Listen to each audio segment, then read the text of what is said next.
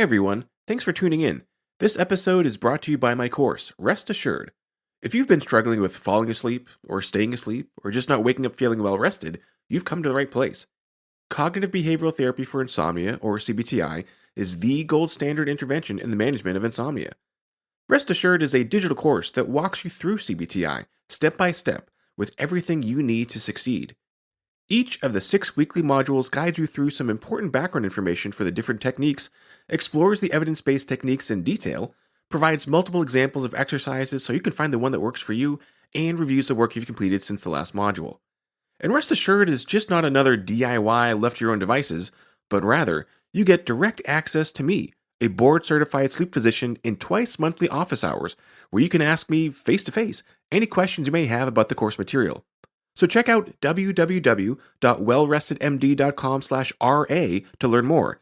That's wellrestedmd.com/RA, or just head to the homepage and click on courses to learn more. Enjoy the episode.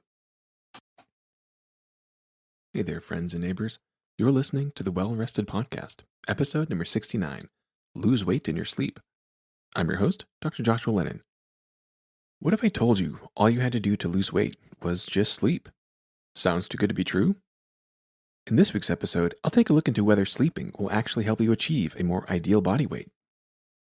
For decades, there's been an unhealthy obsession with body image, weight status, fad diets, yo-yo dieting, trends, hacks, schemes, celebrity endorsements, and more, mostly reinforcing an unhealthy relationship with our bodies and how we nourish them. When it comes to weight, like nearly all things, moderation is key. There are optimally healthy weights and excessive risks associated with both too low and too high weight. The data is too overwhelming to be ignored. This episode is not meant to shame or pressure you, dear listener, into doing or not doing any one thing when it comes to your body, but rather I want to provide some background on the role that sleep plays in how our bodies maintain or don't maintain their own weight. So you can take this information into account, whether you are trying to keep the scale where it is, to lose weight, or trying to gain back to a particular weight level. This information has been around for decades, but you may have seen a recent study making headlines in the news media. A study about losing weight in your sleep, just by sleeping. The study was published online first in early February in JAMA Internal Medicine, a high-quality academic journal, by a team from the University of Chicago. It was a randomized controlled trial, so a high degree of evidence. The researchers randomized 80 adults, about half of them were males, ages 21 to 40 years old, who were overweight and trying to lose weight. Overweight here specifically calculated using a body mass index between 25 and 29. So no teens or children, no middle-aged or older adults, and no one classified as obese, which is a BMI greater than 30 kilograms per meter squared. They also couldn't be taking any medicine for cholesterol or blood pressure, nor any medication that could affect their sleep. And a key is that all the participants prior to the trial were intentionally sleep depriving themselves, purposefully curtailing their sleep to less than 6.5 hours per night on average. And not just based on self-reported sleep time. During the screening process, subjects wore wrist actigraphy to confirm objective sleep duration and had a full one-night sleep study, the polysomnogram, in order to ensure participants didn't have sleep-disordered breathing, which would exclude them from going any further in the trial. All participants were asked to continue their usual daily activities at home with no recommendations or interventions for diet or physical activity. For the control group, that's all they got.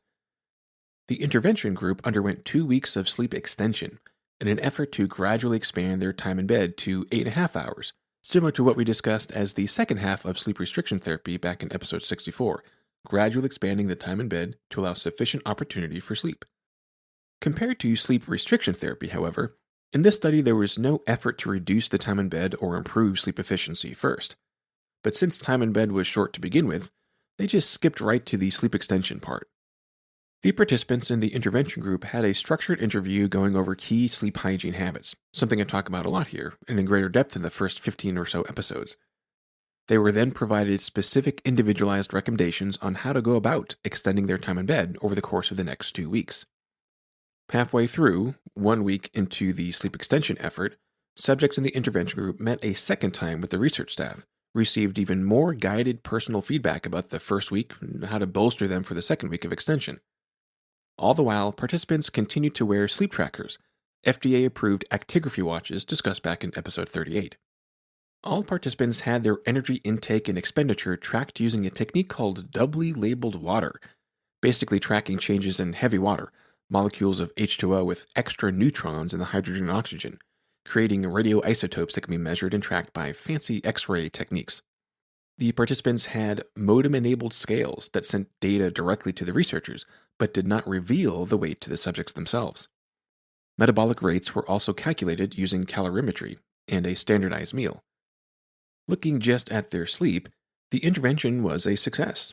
The participants on average increased sleep time by about 72 minutes, with similar extensions during both weekdays and weekends. That's nearly 8.5 hours extra sleep per week after just 2 weeks of making adjustments. It's like getting a whole extra big night of sleep every single week. In terms of metabolism, they saw that the control group actually increased energy intake by about 115 kilocalories a day, whereas in the sleep extension group, calorie intake dropped from baseline by over 155 kilocalories a day. That's an intergroup difference of over 270 calories per day on average. In fact, for each 1 hour of increased sleep duration, there was a decrease in energy intake by 162 kilocalories per day. Meanwhile, energy expenditure was no different between the two groups. No one group was burning more calories than the other across the study period. No change in output, but a difference in energy input means that compared to the control group, those who extended their sleep lost 2 pounds extra across the 2 weeks. Again, with no diet recommendations or physical activity changes. Just by sleeping more, subjects lost a pound a week. And if that doesn't sound impressive, just 1 pound, that is exactly the pace that most would recommend for real, sustainable weight loss efforts. Not something flashy and unsustainable, or just fooled into losing water weight only, just to gain it all back, but the slow, steady, gradual, healthy pace of about 1 pound per week. And no, there's no difference in baseline diet between the two groups, and there was no change in the results when taking into account menstrual cycles either. So a very impressive proof of concept. In a highly selected group of young adults with no other major health issues or taking medications, who are overweight but not obese, and are getting an average of 6 hours of objective sleep at baseline, adding another hour and 10, hour and 50 minutes of extra sleep per night does result in weight loss. And not just mysterious weight loss from who knows where. Not weight loss because getting more sleep meant that they had more energy to exercise during the day. Not at all. There was no change in energy expenditure across the 2-week study period between the two groups. Rather, the weight loss resulted from changes in the input. Getting more sleep was associated with consuming fewer calories, 270 fewer calories per day compared to the control group. This goes back to what we talked about in episode 64, that when we are sleep deprived compared to a rested state, there are all sorts of alterations in our relationship with food. When we're sleep deprived, the appetite hormone called ghrelin increases to a greater extent, and the satiation hormone, leptin, that signals when you've had enough, that hormone is suppressed. We have a more emotional reaction to food. Seeing food and hearing about or talking about food makes our amygdalas light up more, likely a pathway that increases more emotional eating as a maladaptive coping strategy. Sleep deprivation makes us act more impulsively, not just in general, but particularly act impulsively in the presence of food. Sleep deprivation makes us eat larger portions at meals and more snacks. And sleep deprivation makes us eat more carbs and unhealthy fats. So when we're not getting enough sleep, our relationship with food changes. Food makes us more emotional, more impulsive, we feel hungrier and less likely to feel satisfied after eating enough, all of which leads to us eating more overall, and not just more quantity of food, but a different quality of food as well. More carbs, more unhealthy fats compared to when we're getting enough sleep. And this study from last month drives this point home further. Not only does experimentally shortening someone's sleep lead to unhealthy changes in our relationship to food and thus our eating habits, but now we see that experimentally lengthening sleep duration back into the normal range leads to less eating, fewer calories, which translated into rapid weight loss in just 2 weeks. And again, it's not like these subjects immediately started sleeping an extra hour on night 1, but took 2 weeks to get there. So for the majority of these 2 weeks of sleep extension, subjects were likely getting less than that ultimate extra hour of sleep. So imagine what it would look like in the long run. There's a lot more to say about sleep and weight, which we'll get into in a future episode, but just as a teaser, a very active area of research in this field is not just about the duration of sleep, but particularly about timing. Timing of sleep, yes, and the importance of keeping a consistent sleep-wake schedule, but also timing of meals and the optimal circadian timing of calorie intake and how that can significantly impact weight, like the notion of extended overnight fast, or just shrinking the window of time a day when you do consume calories. So stay tuned for that. So, in summary, you may have seen the clickbait headlines last month about a recently published study. Can you actually lose weight just by sleeping? The simple answer is yes, but with a lot of caveats. First, in clinical trials, patient selection makes a huge difference. And in this study, they were young, otherwise healthy, and overweight but not obese. Furthermore, their sleep was screened with a fine tooth comb, ensuring that their sleep duration was inadequate on average, looking from a longer time horizon, but at the same time, that no other sleep disorders were present when taking a microscopic detailed view. This led to 62% of patients that were screened for the study being rejected. But yet, when otherwise healthy individuals with no sleep issues, other than not getting enough of it, when they were provided detailed, personalized instruction and repeated feedback, they were able to prolong their sleep by over an hour each night after just 2 weeks, and as a result, lose weight. When they slept more, they consumed fewer calories, all the while burning no more and no fewer calories during the day. But that caloric deficit, over 160 calories per day for each additional hour of nightly sleep, that translated into weight difference of about 2 pounds over just 2 weeks.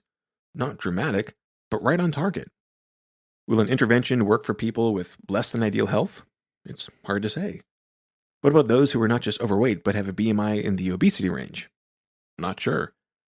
What about adults who are middle-aged or older? That's not clear. What about individuals who already achieve sleep durations within the normal range? What room for improvement is there? Can sleep be extended further? What about just improving sleep efficiency or just sleep quality? That we don't know. But what is clear is that at the most fundamental levels of metabolism, sleep plays a key role. And I won't be surprised to see many of these questions answered in the near future given the pace of advancement in this area. If you haven't already, go check out wellrestedmd.com/day, where you can get a special download, a totally free cheat sheet. In this Day of the Life of the Well-Rested download, you'll find examples and timing of several morning and evening routines, the evidence-based best practices for wakeful days and restful nights. So head over to wellrestedmd.com/day to see these best practices in action. Be sure to hit subscribe in your favorite podcast player to get all the latest episodes. Leave a review. Head over to wellrestedmd.com for more information, including the option to sign up for email updates. And don't forget to drop me a voicemail with your questions about sleep. Thanks for listening.